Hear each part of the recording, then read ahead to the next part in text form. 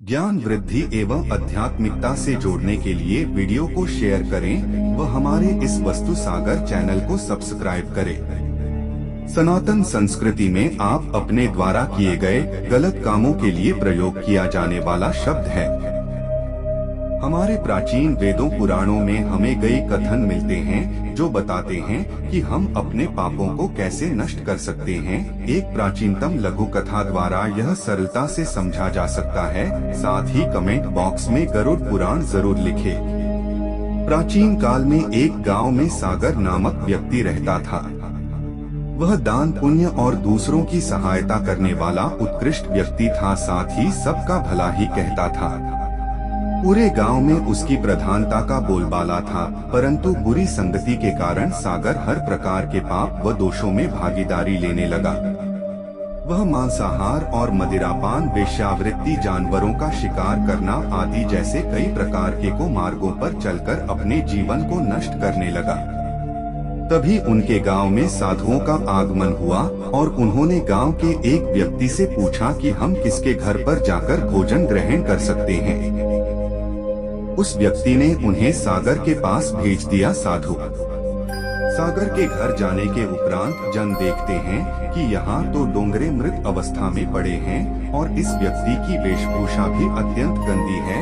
यह सब देखकर साधुओं ने बड़े क्रोध से कहा कि वह महापापी मानुष तू अपने जीवन को क्यों नष्ट कर रहा है।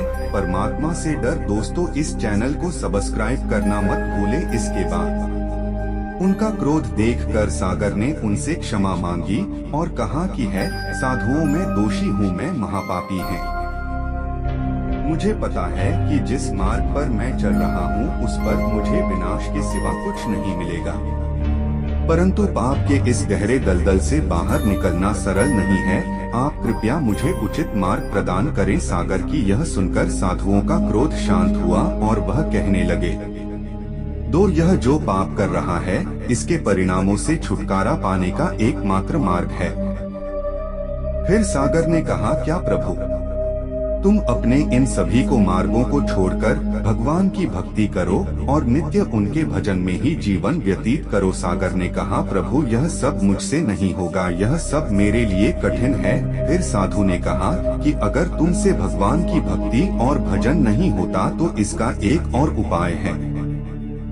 तुम्हारी पत्नी गर्भवती है, इससे तुम्हें जो बेटा होगा तुम उसका नाम नारायण रखना और तुम संपूर्ण जीवन अपने बेटे को नारायण नारायण पुकारने से ही तुम्हारा जीवन सफल हो जाएगा और तुम्हारे सभी पाप नष्ट हो जाएंगे। इस कथा का स्पष्ट निष्कर्ष यह है कि सागर अपने पुत्र को जब भी पुकारेगा तभी वह भगवान का भी स्मरण करेगा, इससे उसका जीवन सफल हो जाएगा। नारायण नाम की महिमा अपरंपार है। अगर कोई व्यक्ति अपने अंतिम समय में इन 4 अक्षरों का उच्चारण करता है तो उसे प्रभु की प्राप्ति होती है और वह अपने हर पाप से मुक्त हो जाता है। जो चोरी करता है, शराब पीता है, मित्र से द्रोह करता है, जो ब्रह्म घाटी है, जो गुरु पत्नी गामी है, नीच व्यक्तियों का संत करने वाला है, जो स्त्री की हत्या करने वाला है, दूसरों का बुरा सोचने वाला, राजा की हत्या करने वाला है, पिता की हत्या करने वाला है, गौ माता की हत्या करने वाला है और भी कई तरह के बड़े से बड़े पापों का नाश करने के लिए एकमात्र भगवान नाम है।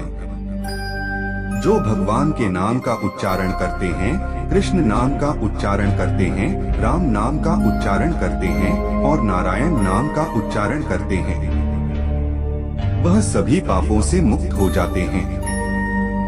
किसी भी बहाने से भगवान नाम उच्चारण कर लिया जाए तो वह व्यक्ति परम पवित्र हो जाता है। यमराज स्वयं अपने दूतों से कहते हैं कि अगर किसी व्यक्ति के गले में तुलसी माला है, जी भाव पर मेरे स्वामी श्री हरि का नाम है, उन्हें तुम किसी भी तरह की पीड़ा नहीं दोगे और उनका आदर भी करोगे, उन्हें लाने की बात तो दूर, तुम उनकी तरफ देखोगे भी नहीं। जिन व्यक्तियों ने भगवान नाम का उच्चारण नहीं किया, जिसने अपने चित्त से कभी भगवान का चिंतन नहीं किया और जिसने भगवत लीला और कथा कभी नहीं सुनी, उन्हें तुम मेरे समक्ष ला सकते हो। यह स्पष्ट है कि जिसने अपने जीवन में किसी भी भाव से भगवान का नाम लिया है, भगवान को बुरा भला कहा, उसे नरक में जाना पड़ता है। स्वयं यमराज श्रीमद् भगवत गीता और अन्य महापुराण इस बात के साक्षी हैं। ओम नमो नारायण का जाप करते हुए हम आज की प्रस्तुति यहीं समाप्त करते हैं। अब हमारी भेंट गरुड़ पुराण के एक और नए वीडियो के साथ होगी। आज के लिए केवल इतना ही। अगर आपको हमारी वीडियो अच्छी लगे तो हमारे इस चैनल वस्तु सागर को सब्सक्राइब अवश्य करें।